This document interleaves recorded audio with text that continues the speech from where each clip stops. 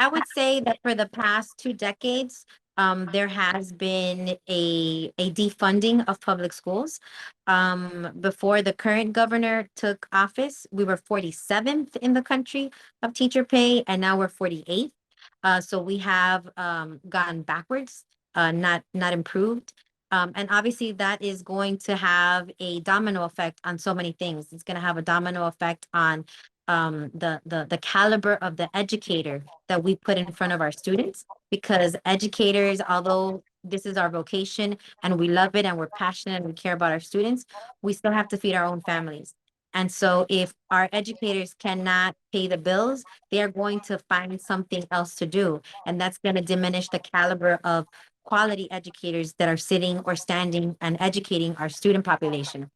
And then, what that does in general is that it creates a system of schools or districts that just cannot offer everything that a child should be able to obtain from a public education. And so that worries us. It worries us that it's been 2 decades of defunding public schools.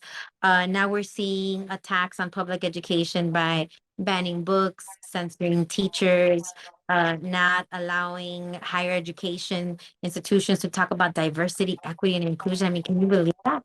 Since when have the words diversity, equity, and inclusion been seen as bad words or as something as a negative? It's actually the opposite. It's positive. And we see what happened earlier a few months ago. There was a removal of AP African American Studies courses in the state of Florida. All these things are really detrimental to the morale of our educators. Educators are truth tellers. We want to teach with authenticity. We want to make sure that we give children access to as much knowledge.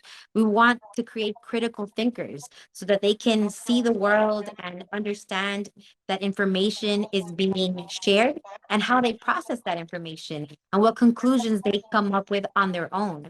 And so we're seeing a lot of polarizing and politicization of our classrooms. We're seeing that politics are being embedded, and that's also something that's hurting our schools because teachers, like I said earlier, they do it because this is a passion for them. This is their vocation, and they want to be able to do this with authenticity.